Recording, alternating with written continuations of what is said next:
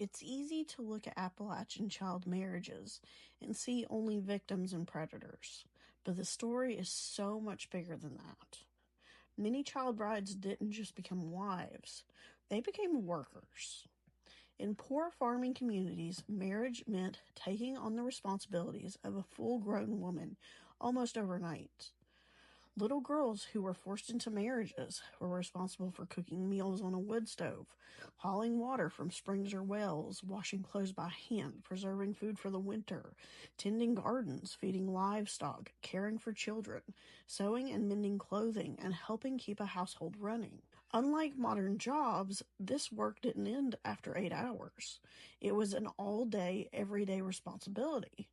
Many of these girls had little opportunity for education beyond the elementary grades. Some left school because their labor was needed at home. Others married young and immediately became adults in charge of adult responsibilities. In communities where survival depended on the labor of every family member, childhood could be remarkably short for a girl. Historians often point out that in many rural communities, a girl's labor had economic value before she ever became an adult. Families depended on it, households depended on women, entire farms depended on women. That doesn't mean every young marriage was the same. Some women later described loving marriages and close family relationships. But even in those cases, the workload was expected of young wives, and it could be enormous. That's what makes child marriage such a complicated historical topic. It was something that was related to poverty, economic survival, family expectations, the labor roles of men and women, and the realities of life in these isolated communities.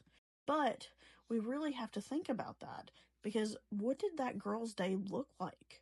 How much work was she expected to do immediately after entering into the marriage? What choices did she actually have? The fact that the wedding happened is the part that history often remembers.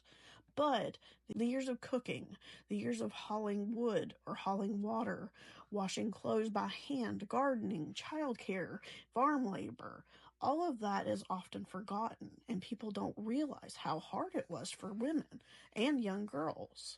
For many child brides, that was the reality of daily life, and it's very, very sad and awful to think about.